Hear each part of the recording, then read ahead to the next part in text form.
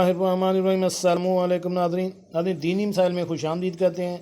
हमारी आज की वीडियो का मौजू है कि 3 माह का हमल ज़ाया करना कैसा है, क्या इस्लाम में इसकी इजाज़त है।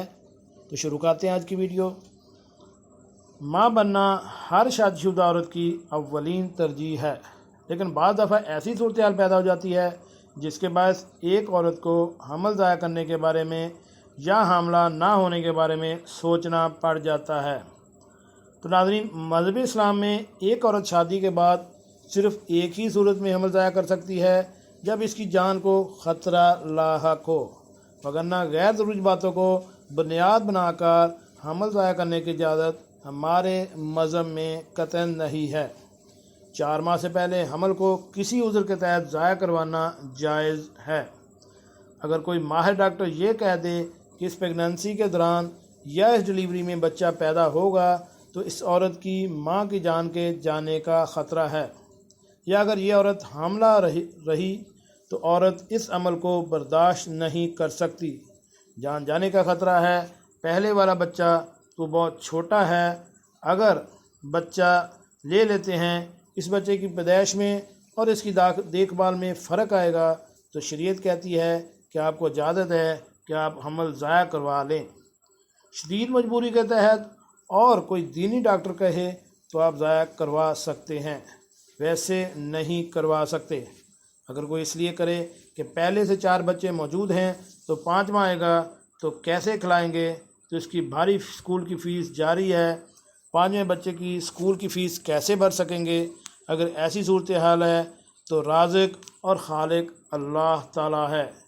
इस नीयत से हमल ख़त्म करवाएं तो बिल्कुल जायज़ नहीं और शरीयत इजाज़त नहीं देती है।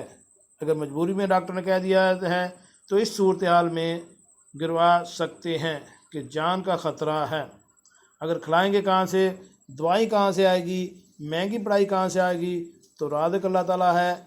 अगर मकसद बातिल तो शरीयत बिल्कुल इजाज़त नहीं देती है। करवाने में आप गुनाह के मुस्तहिक़ होंगे, बल्कि गुनाह कबीरा होगा।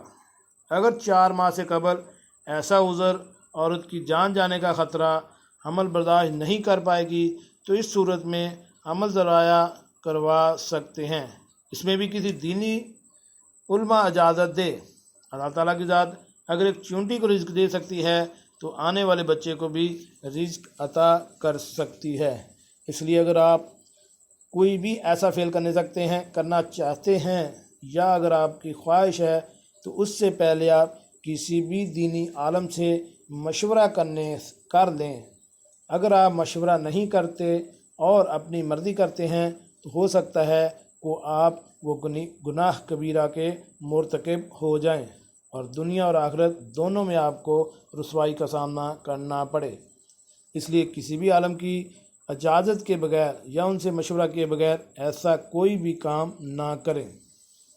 कैसे लगी आज की मालूमाती वीडियो? मिलते हैं एक नई वीडियो के साथ। सलाम अलैकुम।